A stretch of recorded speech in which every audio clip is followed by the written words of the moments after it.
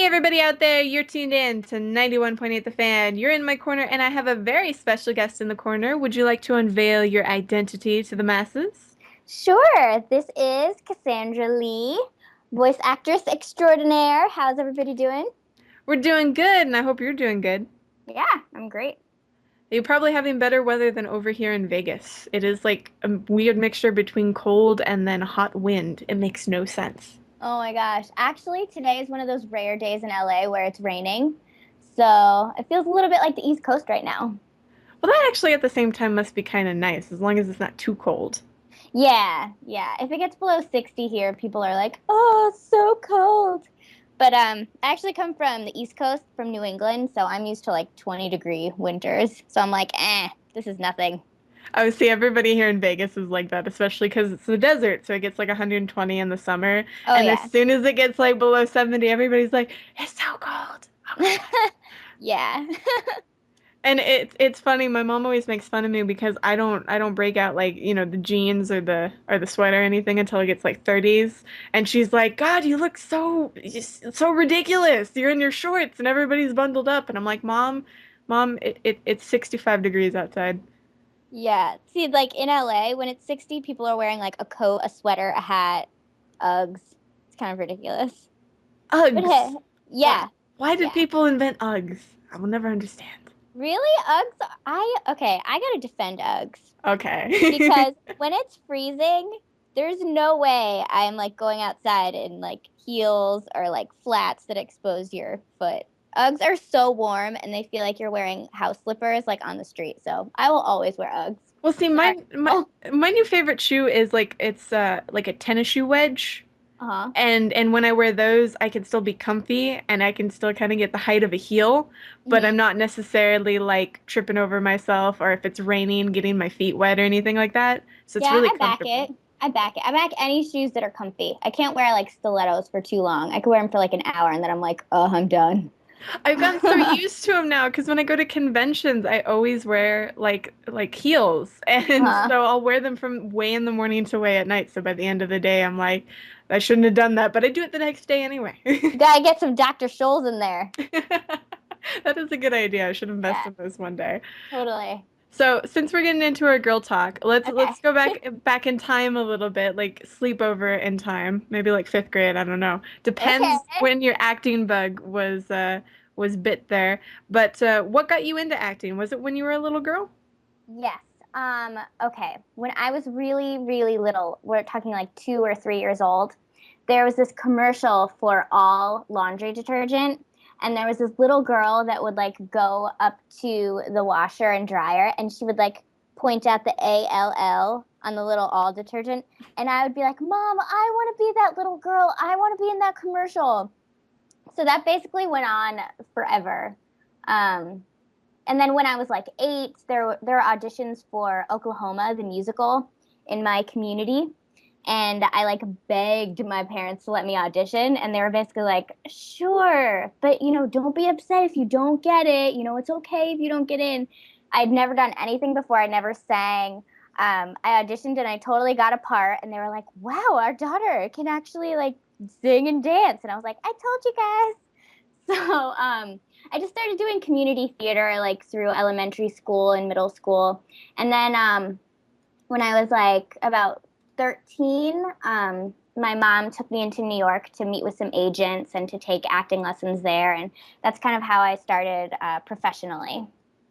Very cool. And Yeah. I will say that's actually a good play to start with. Oklahoma is like one of the first musicals I ever saw. Oh, nice.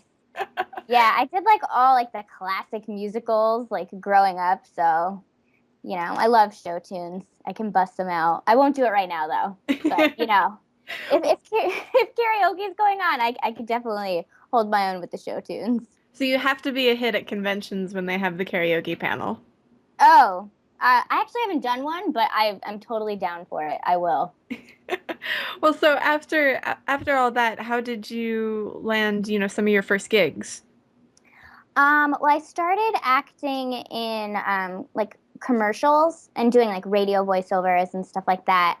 I just kind of did that like all through high school, and then when I went to college, I started getting more serious about just voiceovers and kind of concentrating more on that because people would always tell me that I had like a unique voice, like it was always much higher and kind of sounded like I don't know. I guess I like never sounded my age, so I could always like play younger characters, and which is especially good for like radio and cartoons and stuff like that.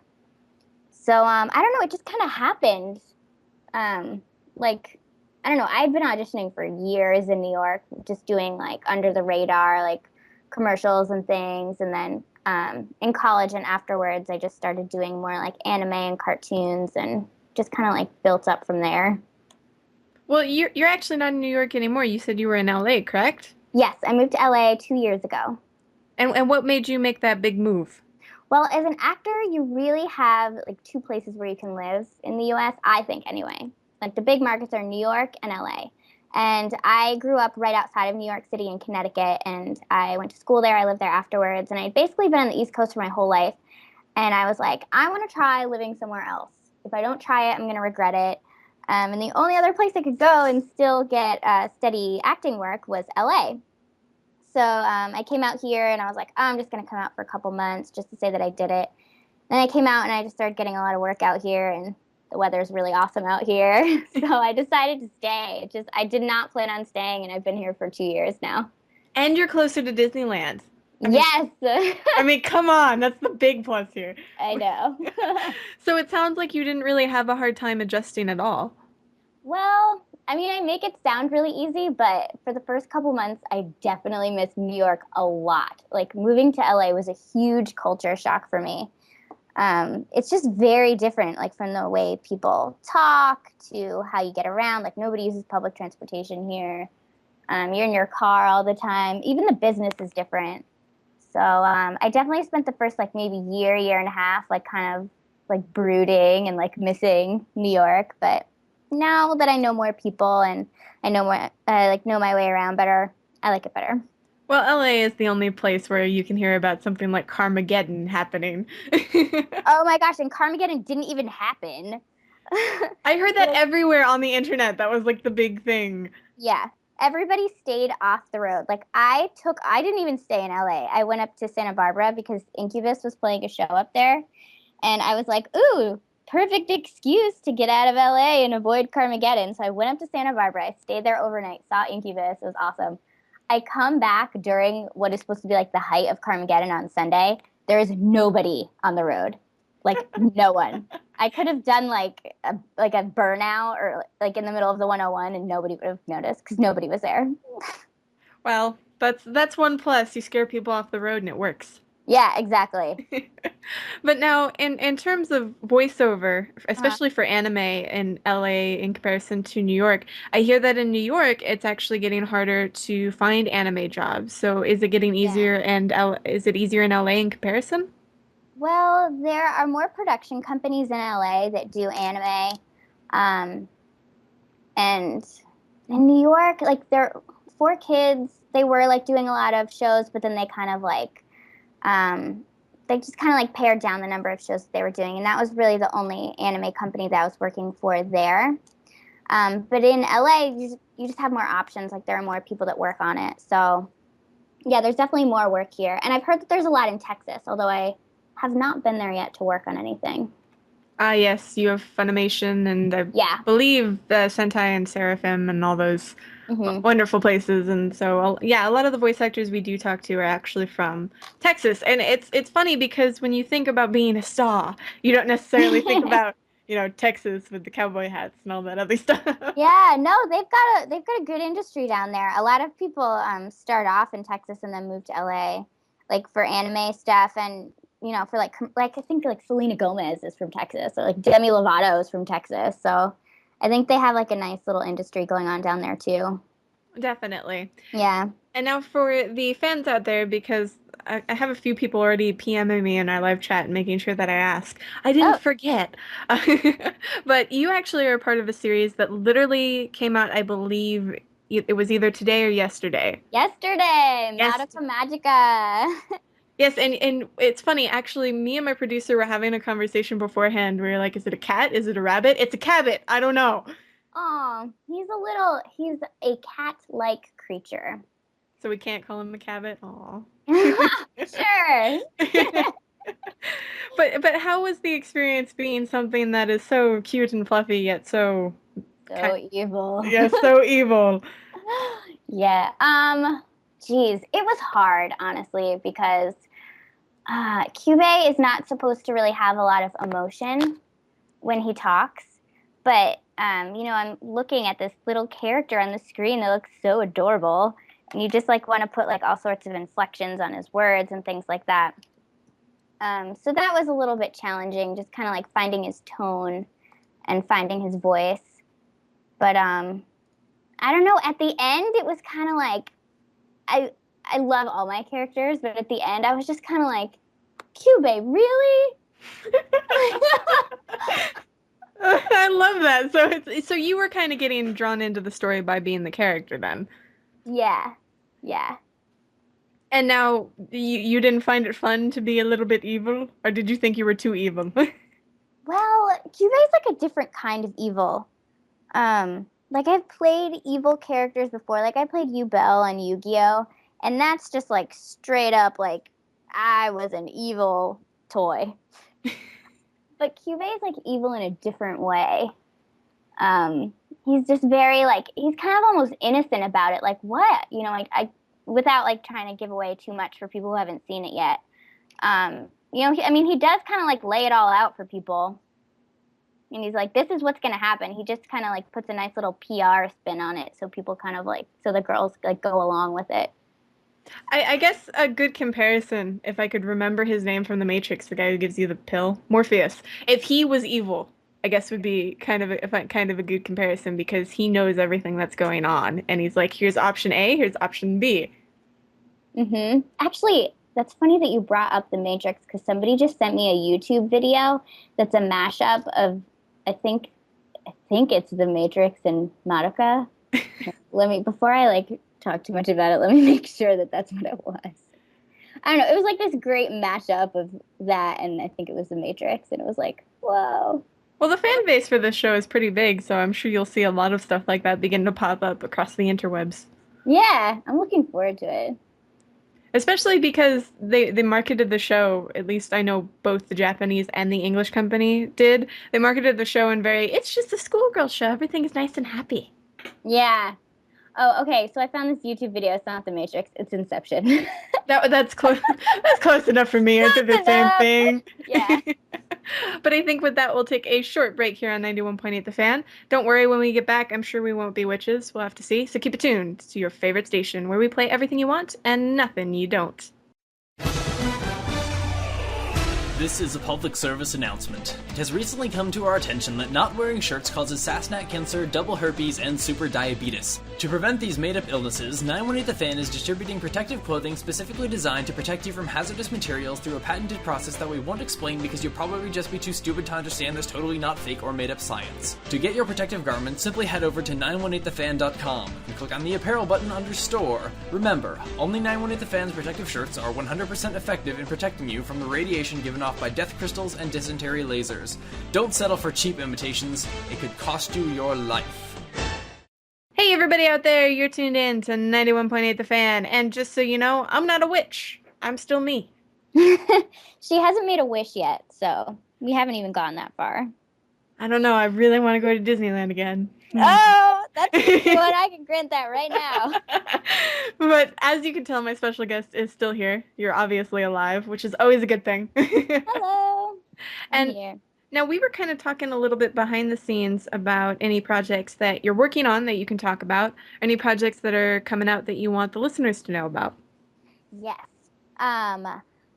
For all you Tales of Graces fans, Tales of Graces F is coming out in March. I believe it's March 13th, and I am the voice of Sophie. Now, I Yeah. believe that's the main female character, correct? Yeah, she's one of them. I think there are a couple, but she's in there a lot.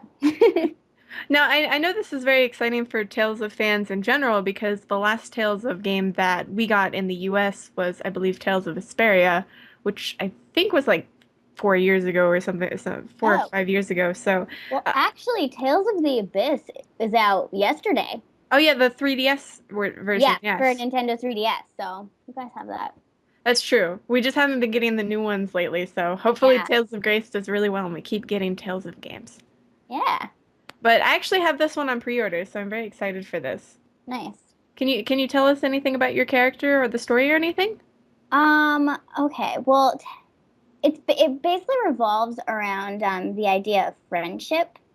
It starts off when the characters are really young and they make this bond, and without knowing it, their bond kind of like it lasts like their entire life, and it has a lot to do with the game. I mean, I can't really give away that much, but yeah, it kind of centers around friendship and their bond and how they go off and fight evil, and they do it together. Well, understandable, and Yeah. obviously in the game you get to battle people and monsters Uh-huh. and whatnot. So Yep. you must have gotten to do a lot of huh and all those wonderful sounds that make your voice feel so special and awesome. Yeah, we did a lot of those. The director was nice enough to break it up throughout the whole session. I mean, not the session, throughout the entire recording. I recorded like twice a week for about 2 months. And at the end of every session, we would kind of take a half hour and do a chunk of like the screaming and the yells and the kicks and all that fun stuff. And now, have you ever struggled with that, or is that fun for you? It's fun because I mean, when do you ever get to battle a monster or a ninja in real life? Well, true, but at the same time, so I've heard some of those death screams, and they sound really ridiculous. Oh yeah, usually I mean if I'm gonna do a really big one, we that's like the last thing that we record of the day. But actually I have kind of learned how to use like more breath support and just kind of like take a deep breath like from your diaphragm and kind of like push out from there instead of pushing out directly from your throat, and that really helps a lot. Interesting. And hopefully any games in the future, anything like that, if you do have a ton of screaming, you don't lose your voice or anything. Yeah. Are you find some of those like Chinese, like I hear so much about these. They're like Chinese like little medical things that the voice actors pass around and no one knows what they're called. What? Yes, like I hear about the like and whenever I ask any voice actor, what's your remedy for if your voice, goes out or whatever, and it's like these Chinese little like medical drops Oh my God. and it soothes your voice and nobody knows the name of it. I've heard like 20 different names for this thing, like anything from Zhonghua to Jingdong, like nothing that's an actual name. So Wow. so Sounds like black market right there. I I don't know, know. right? Sounds shady. But hey, if voice actors use it, you might come across it one day. Yeah, maybe. I don't know. I've never used that. What I usually use is if I really feel like I'm losing my voice, I will take raw ginger, cut it up, boil it in water, and then drink it. And it's disgusting, but it works. I was about to say that doesn't sound good at all. No, it's awful, but it really works. So, Well, this definitely sounds like a fun game for you, and hopefully, a lot of the fans pick it up on March 13th. yeah. And that means I hope the trophies are easy, because that way I'll get through it in like 100 hours. You Me know, too, because I'm not honestly that good at video games. I'm one of those people, like on my PlayStation 3, I have to get all the trophies. Like I have to 100% everything. So Yes, I have like trophies for like Hannah Montana in the video game Up and things like that, just that's because. awesome. Everyone makes fun of me, but I don't care. I have more trophies than you. Nice. Are there any other projects that have recently come out or anything that you're working on that you want to talk about? Let's see. I have some things in the works that I can't talk about yet, but they are very exciting. So I hope you guys will follow me and stay tuned and check my Twitter to see what is coming out because a lot of exciting stuff's coming out this year. Well, where can they watch you? Just your Twitter? Do you have a website, Facebook? I usually keep in touch with people on Twitter, which is at so Cassandra, and I have a Facebook page for it's just Cassandra Lee, and it's a fan page, so you have to like it, and then we can chat. Yeah. And so that'll be nice. We'll keep updated on that. And in terms of 2012, do you have any events you're going to? Any conventions or anything like that? I have two that are in the works right now, I don't want to say anything yet because they're not confirmed. But yeah. And if anybody would like to invite me to your con, please get in touch with me. I will go any way you send me. We did so many last year for K-On, where we did like live K-On concerts, and I got to meet so many people, and it was awesome. And that was like my first time really doing them. And it was cool. I really want to get back out there and see everybody, and it's just fun, socialize with everyone. It also must be fun to be in costume yourself at these conventions as well. Oh my God, yeah. Except, I mean, I love the K-On costume, but that wig, after a while, I was just like, oh, get this off. Was it too tight or? It was just like huge. It was just really big. No peripheral vision whatsoever. Yeah, and it's just like, and on top of the wig, I put Reetz's little headband, and then I added cat ears, and it was just like, I don't know, I felt like I was wearing like a football helmet. Well, now you know what to do the next time you play flag football. Yeah, just put on the Reetzu costume. But at the same time, it must be fun to travel. Oh yeah, it's a lot of fun, and everybody's always so nice, and I don't know, it's cool to like go to like we went to Seattle for a weekend, and while I was there, I got to see the Experience Music Project, and see the Kurt Cobain and Nirvana exhibit, and that was awesome. You seem And like a huge music fan. oh yeah, I love music. Love it. You should listen to 901.8 The Fan. Oh, Ah. okay. Oh, that is the worst plug I've done on air ever. Hey, at least I'm honest. Shameless self-promotion. I back it. But now hopefully we'll keep us updated on any conventions you're going to, and we'll let the listeners know. Sure. Awesome. And actually, since we're nearing the end of our interview, I was wondering if you'd like to participate in a 91.8 The Fan tradition. Oh, what is it? Basically, we ask if you'd be willing to do a radio bump for us. Okay. All right. The trick of it, however, is that we do the takes live on air. Oh. Ah, yes. So everybody hears if you mess up, but it's okay. We mess up all the time here. We're live. I'll try my best. Go easy on me. No problem. Basically, we ask if you'd be willing to say, hello, my name is, you insert your name, I do this. You can say I'm a voice actress, you can say what characters you do, you can put anything there you want. And you're tuned into 91.8 The Fan. Okay. Cool. So whenever you're ready. Okay. Hi, this is Cassandra Lee. I am a voice actress extraordinaire, and you are tuned in to 91.8 The Fan. You didn't even need a blooper take. Woo! I can make something up if you want. No, it's okay. Okay. You did better than Christina V. Oh no! I remember the first time we ever interviewed her like 2 years ago. I think she mixed up the numbers. She did 98.1. Oh my God. You're like, I earned 81.9. I mean, where am I? We've had all of them. I can't think of all the mistakes we've had, but they have been fun, to say the least. Nice. But you, however, you were of the elite. You didn't make any mistake at all. I'm a professional. Definitely. And do you have anything else you want to say to the listeners out there? I just want to thank you guys for tuning in, and I hope you liked our convo. And if you have any questions, if you want to chat, hit me up on Twitter. And look forward to meeting you guys at cons and talking to you online. Awesome. Thank you so much for this.